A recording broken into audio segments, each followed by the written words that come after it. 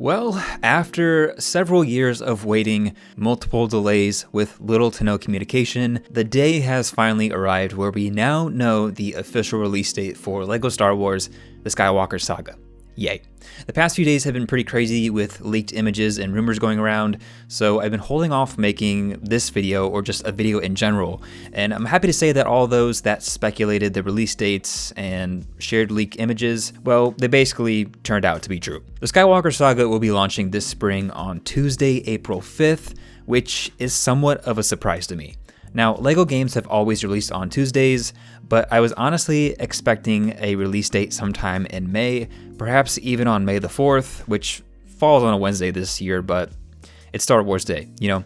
But I'm not going to complain about getting the game a whole month earlier than this date. This video is going to cover everything we know, learned, and saw throughout the 6-minute long gameplay overview trailer, which I'll have linked down below in this video's description if you haven't seen it, but let's be real, if you're watching this video, you probably already saw it. Also, before we begin, since we now have an official release date, I'll begin releasing a lot more Skywalker Saga and LEGO Star Wars content, so be sure to subscribe to the channel for all the latest news, updates, and gameplay. First things first, I think this is just an exporting issue rather than an in-game issue, but you might notice that some of the footage that we've seen throughout the Skywalker Saga is kind of laggy and choppy to say the least. I would assume that everything will look good when the game releases, and that a lot of the lag is just mainly due to the way the video was exported or what kind of file was uploaded to YouTube. So I'm going to give TTT Games the benefit of the doubt on this one, because if the game releases looking this buggy, I'm going to be pretty disappointed considering they had more than 2 years to work on this game, since October of 2020 was the original planned release date. Okay, so quick rant over. Now let's get everything that we saw in order. I'm gonna start off by saying that a lot of this video showed cutscenes, gameplay mechanics, and more importantly, a wide array of characters and locations, which they all look amazing as we open the video on Luke Skywalker and transition through all of the main characters for each of the 3 trilogies.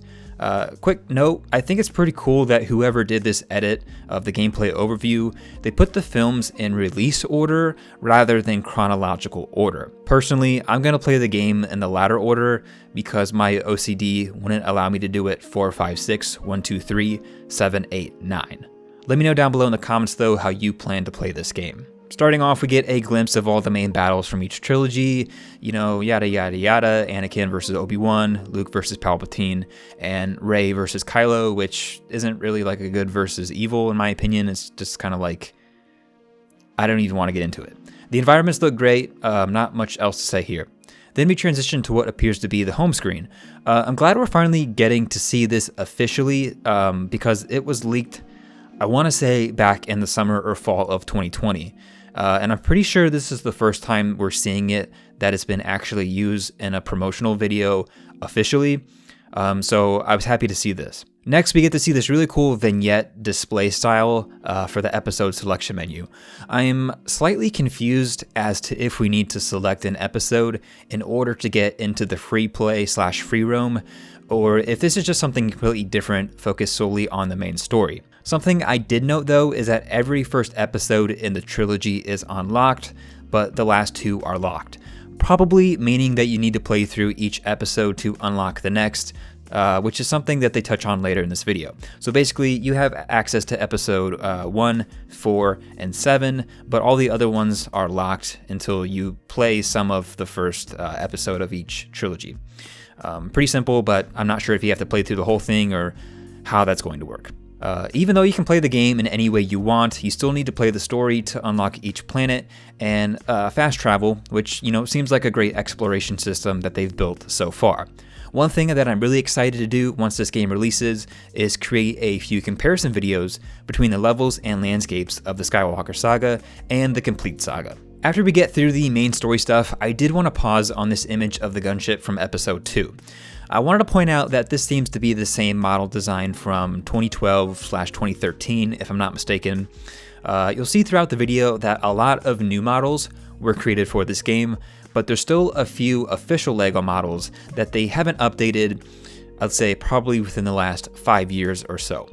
So that was a bit disappointing that we won't see newer versions of everything, but if most of the main models are made from Lego, I mean, that's a lot of models needed for this game. So I completely understand using older ones because in this case, the Gunship from 2012 or whatever still doesn't really look that outdated to me.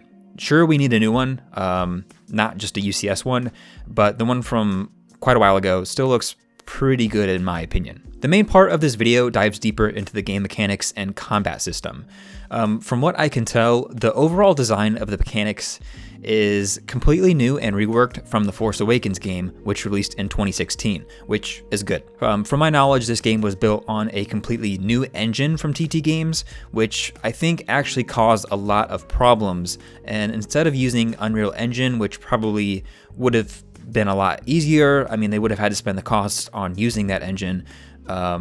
But, you know, I'm going to talk about that a lot more in a future video coming out within the next few weeks because we got some more background detail on that. And it's actually a pretty interesting story, the development of this game. Now, one of the biggest changes for this game seems to be the camera placement during combat. I know a lot of people have dissed LEGO games for this in the past, stating that the camera wasn't the greatest and that combat lacked a lot of features, but so far this game seems to solve that long-standing issue, so that's another good thing about this game. Even though everything seems to be great gameplay and mechanics-wise thus far, the weapon and progression system somewhat also confuses me, but it does seem more modern and updated to compete with larger titles such as Breath of the Wild or Red Dead Redemption, basically AAA titles. So I hope that this new system doesn't make things too complicated for the game and that it turns it into something that it isn't, because for me personally, LEGO games have always been more of like a relaxing, easygoing experience, so I don't necessarily want to have it feel like another AAA title where I have to basically grind and all that, but I'm not too worried at this point. Also, I hope that this new feature isn't completely useless and actually does provide some value, so that people don't keep playing LEGO games the way that they've always been done, which is basically you just jumping around and shooting or slashing at everything in sight. I think this is just one of those things that we'll have to see how it plays out, but nonetheless, it's a very welcomed addition to the game. The next notable thing in the video is the fact that we now have the full planetary map for this game. There was a lot of speculation about which planets will and would not be included. Now we officially know. I'll probably do another video about this, but we have all of the main locations besides the Death Star. I've heard that the Death Star will be fully explorable, it just won't be its own mission, but I would assume that you would have to fly to it during the original trilogy era, since that's the only time it exists for obvious reasons. The same thing would also go for Starkiller Base as well, you know, it's only accessed through the sequels. While we're on the topic of trilogies, the space battles should be tailored to each era as well, so I don't think we should expect to see the Millennium Falcon fighting the Separatists within this game, at least not anytime soon.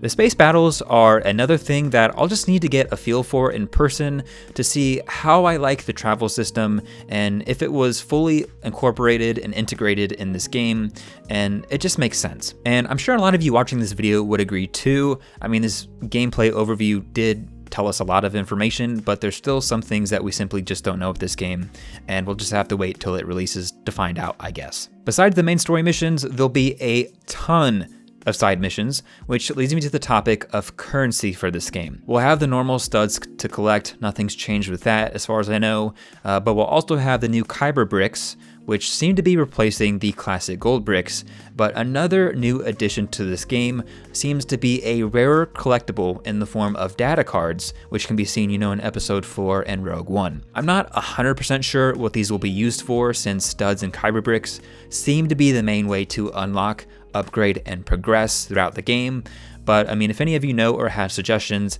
please drop a comment down below. Something we've already known for a while now, but quickly wanted to mention once more, is that there will be 300 playable characters in this game, and TT Games this time around has created a slideshow format rather than the classic large character selector. Each character will get their own slot, but if there's multiple versions of the same character, you can scroll through and select the one you want. This seems like a much cleaner system than trying to go through a whole page of characters just to select the one you want from previous LEGO games. Also, something noteworthy, Commander Cody will be playable, so now we just have to wait for an actual minifigure of him, which could still take forever. The video then closes on probably the piece of news which will excite the most fans, but you'll be able to unlock a mumble mode which removes all dialogue from the cutscenes and uses the classic mumbles.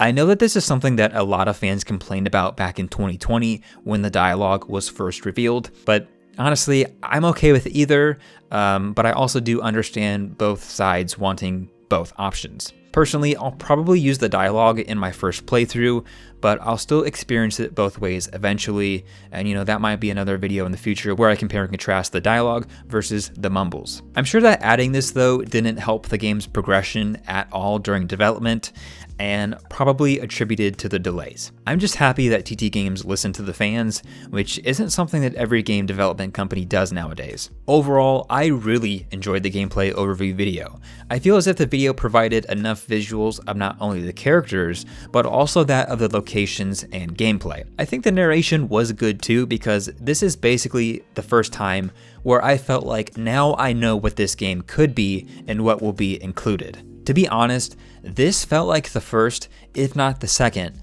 actual video that was good for this game. For the past 3 years since this game was announced, we've learned very little along the way, but now my excitement for this game has once again returned. Hopefully a lot of you can say the same, and I'm excited to start making videos once again about this game. Like I mentioned before, if you're interested in watching more videos related to the Skywalker Saga, please subscribe to the channel, as I'll be releasing a lot more very soon, and if you like this video, please give it a like. Also, if I missed anything, let me know in the comments too. I think I touched on all the important stuff from the gameplay overview, but then again, who knows, it was a lot of information for a 6-minute video. Hey everyone, this is future me. I know that doesn't really make sense because you don't see my face, so you wouldn't know that unless I said it, but I did notice that when I was editing this video, I forgot somewhat of a pretty important piece of information. It wasn't really touched on in the overall, gameplay video, but we did get the classic character